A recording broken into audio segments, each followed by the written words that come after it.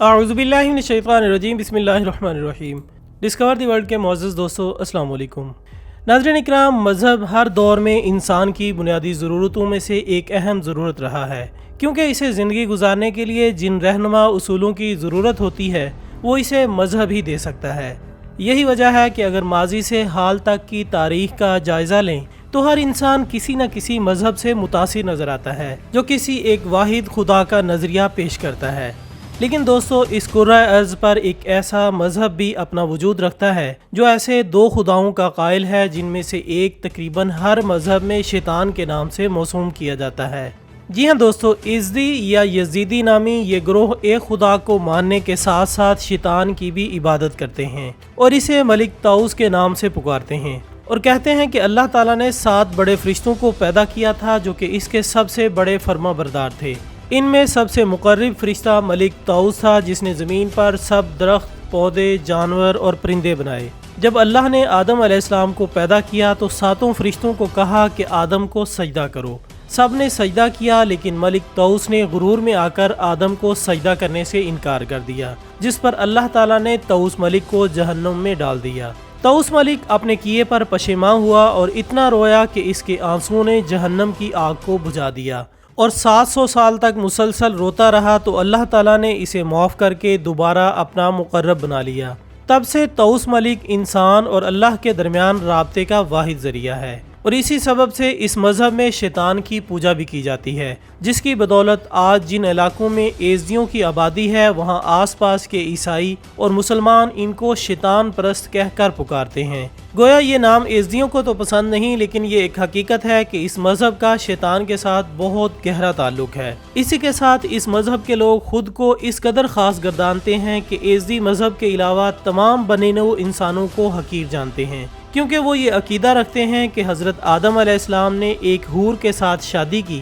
جس سے آج کل کے ایزدی پیدا ہوئے، اور حضرت اماں حوا کے ساتھ شادی کے نتیجے میں باقی ساری انسانیت وجود میں آئی۔ یہی وجہ ہے کہ ایزدی اپنے آپ کو سب سے اعلیٰ سمجھتے ہیں اور دیگر انسانوں کو اپنے اندر قبول نہیں کرتے، اور نہ ہی ایزدیوں کے علاوہ کسی دوسرے مذہب میں شادی کے قائل ہیں۔ یہاں تک کہ اگر کوئی مرد یا عورت کسی دوسرے مذہب میں شادی کے خواہاں ہو تو اسے نہ صرف ایزدیت سے خارج سمجھا جاتا ہے بلکہ سزا بھی دی جاتی ہے اور خوب زد و کوب کیا جاتا ہے۔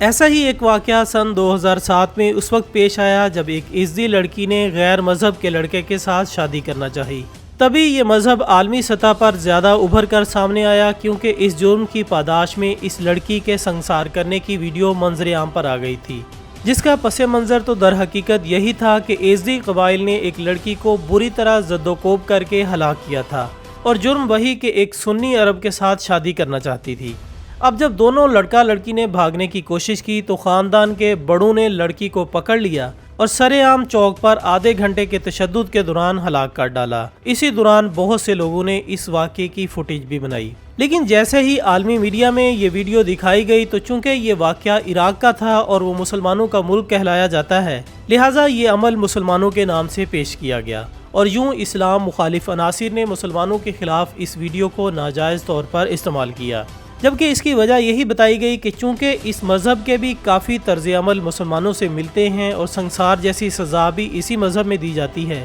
اور سزا دینے والے بھی اکثر داڑھی والے یعنی مسلمانوں کے حلیے والے تھے، لہٰذا اس بات کا اندازہ نہ لگایا جا سکا کہ یہ ایزدی مذہب کے لوگ ہیں یا پھر اسلام کے پیروکار۔ حالانکہ سامعین، اس فرقے کی جڑیں قدیم ایرانی مذاہب سے جا ملتی ہیں، جبکہ عقائد کے لحاظ سے ایزدی مذہب قدیم زرتشت مانیوں مزدک کے مذاہب سے خاصا متاثر ہے۔ نیز نستوری عیسائیوں اور صوفی مسلمانوں کے اثرات بھی اس مذہب میں دیکھے جا سکتے ہیں، جیسا کہ ایزدیوں کا ملک طاؤس اور 6 دیگر فرشتوں کا عقیدہ قدیم زرتشتیوں سے جا ملتا ہے۔ اسی طرح ایزدیوں میں زرتشت کی مانند سورج کی بھی بڑی اہمیت ہے، چنانچہ ان کی عبادت گاہوں میں سورج کی تصاویر کو خاصی اہمیت ہوتی ہے۔ مسلمانوں کی طرح 5 وقت عبادت کرتے ہیں، جن میں سے 4 دفعہ سورج کی سمت رخ کرتے ہیں، پھر نماز سحر، نماز صبح، نماز پہر، نماز دوپہر اور نماز مغرب۔ باقی نمازیں سورج کی طرف، جبکہ نماز پہر لالش کی طرف منہ کر کے پڑھی جاتی ہیں۔ یہ لالش کیا ہے آگے چل کر ویڈیو میں ہم اس کے بارے میں بھی بتائیں گے۔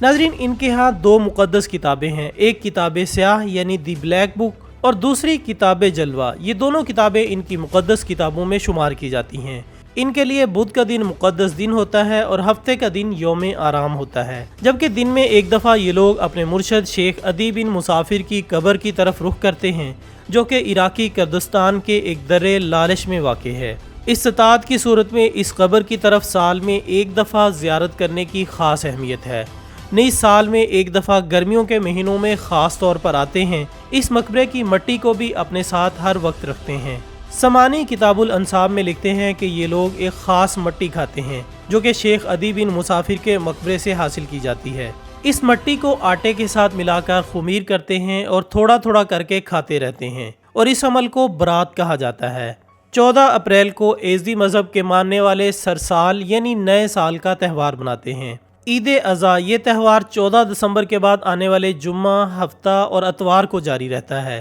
ان تینوں دنوں میں یزدی مذاہب کے ماننے والے روزہ رکھتے ہیں، جبکہ طوس گیران نامی ایک تہوار مناتے ہیں جو کہ لالش میں منعقد ہوتا ہے۔ اس سالانہ تہوار کو قوالی اور دھمال وغیرہ کے ساتھ منایا جاتا ہے۔ اس موقع پر زائرین میں لالش کا مقدس پانی اور لالش کے پتھر بطور تبرک استعمال کیے جاتے ہیں۔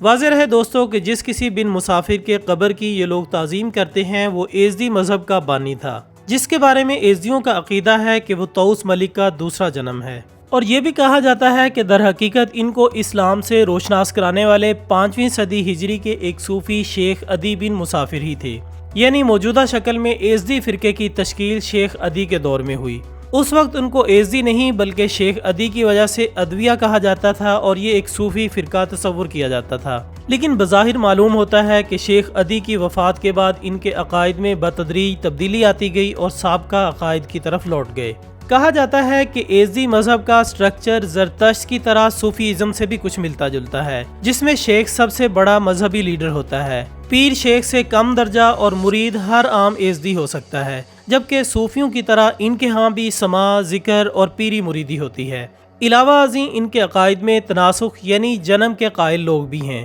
اور بہت سی چیزوں کو حرام سمجھتے ہیں جیسے لوبیا اور سلاد وغیرہ۔ مرغا کھانے کو بھی جائز نہیں سمجھتے کیونکہ ان کے بقول ملک طوس مرغے کی شکل میں ہے۔ اس کے علاوہ مونچھوں کو کتروانے کو جائز نہیں سمجھتے۔ ان کے جو بزرگ یا شیوخ ہیں ان کے لیے داڑھی بھی لازمی ہوتی ہے۔ ناظرین، جیسا کہ پہلے بتایا گیا کہ یزدیوں کی سب سے بڑی تعداد عراق میں ہے، جہاں کردستان اور موصل میں زیادہ تر یہ لوگ رہتے ہیں۔ اسی طرح کثیر آبادی ترکی اور شام میں بھی ہے اور چھوٹی سی تعداد آرمینیا، جارجیا اور روس میں بھی رہتی ہے۔ بہت سے یزدی یورپی ممالک میں بھی منتقل ہو چکے ہیں اور سب سے زیادہ جرمنی میں پائے جاتے ہیں۔ ان کی پوری دنیا میں 5 لاکھ سے 8 لاکھ تک تعداد بتائی جاتی ہے۔ تقریباً تمام یزدی کرد ہیں اور کردی زبان بولتے ہیں۔ البتہ ایک چھوٹی سی تعداد عرب یزدیوں کی بھی ہے جو کہ عربی زبان میں بات چیت کرتے ہیں، اور نسلی طور پر یہ لوگ کرد، عرب اور فارسی النسل کا مکسچر ہے۔ جبکہ اس قوم کا مرکز عراق کا صوبہ نینوی ہے، جس میں سنجار یا شنگال ان کا مرکزی علاقہ ہے۔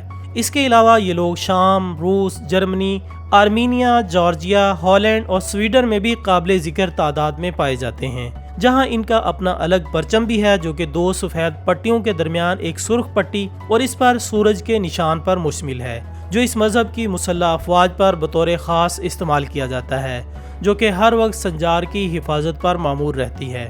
ان میں سر فہرست قوت حمایہ شنگھال یا شنگھال ڈیفنس فورس، جس کا نیا نام قوت حمایہ ازدخان ہے، جبکہ ازدخان وومن پروٹیکشن یونٹ جو کہ یزدی خواتین کی مسلح تنظیم ہے،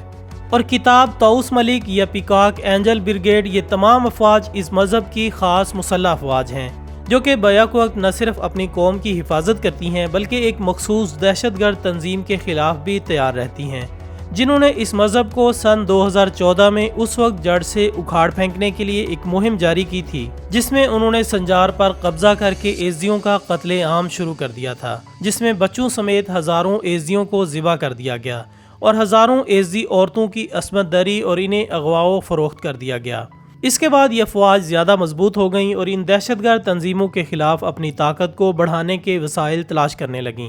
دوستو یاد رہے کہ اس مذہب کو یہاں بیان کرنے کا مقصد صرف یہ ہے کہ جس طرح یہ مذہب بہت سے معاملات میں اسلام سے مشابہت رکھتا ہے اور اس کے پیروکاروں کا حلیہ بھی مسلمانوں سے ملتا جلتا ہے، تو اس بات کا دھیان نہایت ضروری ہے کہ دنیا میں کوئی بھی ظالمانہ یا دہشت گردی سے تعلق رکھنے والا واقعہ مسلمانوں کی طرف سے نہیں ہوتا۔ بہت سے لوگ ایسے ہیں جو کہ مسلمانوں کو بدنام کرنے کی خاطر ہر مذہب کی بری چیزیں اسلام سے جوڑنے کی صحیح کرتے ہیں، لہٰذا قرآن و حدیث پر عمل کرتے ہوئے کوئی بھی خبر ملتے ہی اس کی تصدیق کو ضروری امر بنائیں۔